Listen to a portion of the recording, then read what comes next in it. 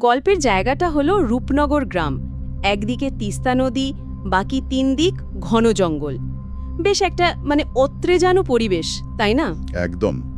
এই ধরনের জায়গাতেই তো লোককথাগুলো আরও জাঁকিয়ে বসে। ঠিক। আর এই গ্রামের মানুষের জীবনে জড়িয়ে আছে এই নিশির ডাকের ব্যাপারটা, একটা লোককথা। হ্যাঁ, ওই যে রাতের অন্ধকারে একা থাকলে কোনো চেনা লোকের গলায় নাকি একটা ডাক শোনা যায়। আর সেই ডাকে সাড়া দিলেই বিপদ।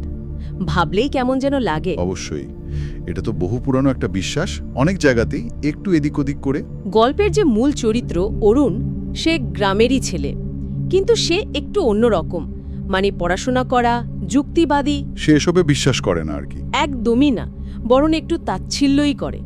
তো আমরা দেখব এই বিশ্বাস আর অবিশ্বাসের লড়াইটা। গল্পে আবার নিশির ডাক নিয়ে কিছু নিয়মও আছে, বেশ মজার। যেমন ধরুন, বলা হয় নিশি নাকি একই নামে পরপর 2 বারের বেশি ডাকে না। ও আচ্ছা। যদি তৃতীয়বার কেউ ডাকে, তাহলে বুঝতে হবে সে মানুষ, নিশি নয়। অরুণ এসব শুনে তো হেসেই কুটোপাটি, বলতো এসব গাঁজাখুরি গল্প। কিন্তু এই নিয়মগুলোতেই তো লোককথার আসল মজাটা, তাই না? এই যে 2 বারের বেশি না ডাকা, এটা আসলে ভয়টাকে একটা ছকে ফেলার চেষ্টা। ভয়টাকে একটু বাগে আনার মতো। হ্যাঁ, অনেকটা তাই। যেন অজানা ভয়টাকেও একটু চেনা যায়, তার একটা নিয়ম থাকে। বিশেষ করে রূপনগরের মতো জায়গায়, যেখানে প্রকৃতি নিজেই খুব রহস্যময়, এই বিশ্বাসগুলো তো মানুষের টিকে থাকার একটা উপায়ও বটে। ঠিক বলেছেন।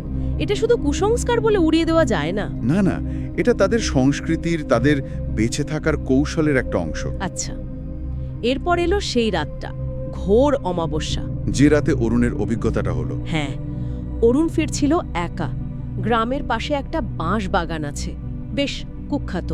সেটার পাশ দিয়ে চারদিক শুনশান। উফ, পরিবেশটাই যেন তৈরি। হঠাৎ সে শুনল তার মায়ের গলা।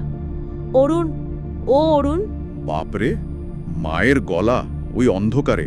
হ্যাঁ, আর ডাকটা এলো ঠিক 2 বার, ব্যাস। অরুণ তো ভয় পেয়ে গেছিল নিশ্চয়ই। স্বাভাবিক, বুকের ভেতরটা তো কেঁপে ওঠারই কথা। আর তখনই তার মনে পড়ল ঠাকুমার বলা কথাটা, যে নিশি 2 বারের বেশি ডাকে না। ঠিক। এবার অরুণ পড়ল উভয়ের সংকটে। ভয় তো পেয়েছে, কিন্তু তার যুক্তিবাদী মনটা তখনও পুরোপুরি মানতে পারছে না। ভাবছে হতেই পারে না। এই জায়গাটা কিন্তু খুব গুরুত্বপূর্ণ, মনস্তাত্ত্বিক একটা টানাপোড়েন। ঠিক সেই সময় তৃতীয় ডাকটা এলো, আরও যেন মরিয়া। অরুণ, বাবা অরুণ, আয় না। ওহ, এবার নিয়ম অনুযায়ী তো এটা মানুষের ডাক হওয়ার কথা। সেটাই তো। অরুণ চরম দ্বিধায়। লোককথা মানলে এটা মানুষ, কিন্তু ভেতরের ইনস্টিংক্ট বলছে কিছু একটা গড়বড় আছে। ওই পরিবেশ, ওই পরিস্থিতি। এখানেই বিশ্বাসের ভিতটা নড়ে যায়। বাস্তব অভিজ্ঞতা যখন লোককথার নিয়মকে চ্যালেঞ্জ করে, এই ভয় আর যুক্তির লড়াইটাই তো মানুষকে একদম অসহায় করে দেয়। একদম। আর ঠিক তখনই আকাশে বিদ্যুৎ চমকালো, আর সেই আলোয় অরুণ যা দেখল। কি দেখল?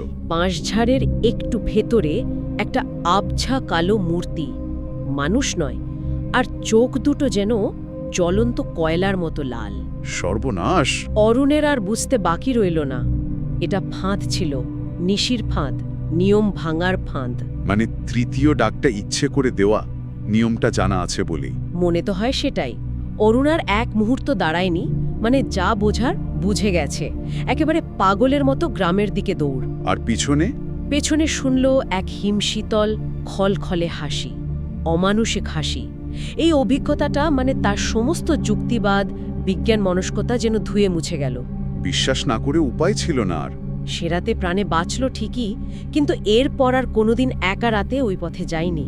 এই ঘটনাটা এটাই দেখায় যে একটা চরম অভিজ্ঞতা, একটা তীব্র ভয় কিভাবে আমাদের একেবারে ভেতরের বিশ্বাস বা অবিশ্বাসকে নাড়িয়ে দিতে পারে মুহূর্তের মধ্যে।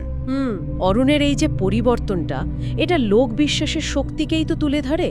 সেটা তার মনের ভুল ছিল নাকি অন্য কিছু, সে বিতর্ক তো চলতেই পারে। কিন্তু তার কাছে তো ওটাই বাস্তব হয়ে গেল। একদম, তার বাস্তবতাটা বদলে গেল। এই গল্পগুলো এভাবেই তো কাজ করে, তাই না?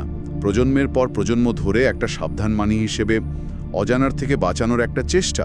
তাহলে ব্যাপারটা দাঁড়াচ্ছে যে একটা ভয়ঙ্কর অভিজ্ঞতা একজন যুক্তিবাদী মানুষকেও কিন্তু একেবারে বদলে দিতে পারে। রূপনগরের মানুষের কাছে নিশির ডাক তাই শুধু গল্প নয়, একটা জীবন্ত ভয়। হ্যাঁ, যা রাতের অন্ধকারে আজও যেন ফিসফিস করে। সব শেষে একটা প্রশ্ন মনে আসছে, যদি সত্যি গভীর রাতে খুব চেনা গলার ডাক শোনা যায় তখন কি করা উচিত? কবার গোনা উচিত? কঠিন প্রশ্ন। বিশ্বাস আর অবিশ্বাসের এই সূক্ষ্ম রেখাটা কোথায় গিয়ে শেষ হয় এটা বোধহয় ভাবার বিষয়।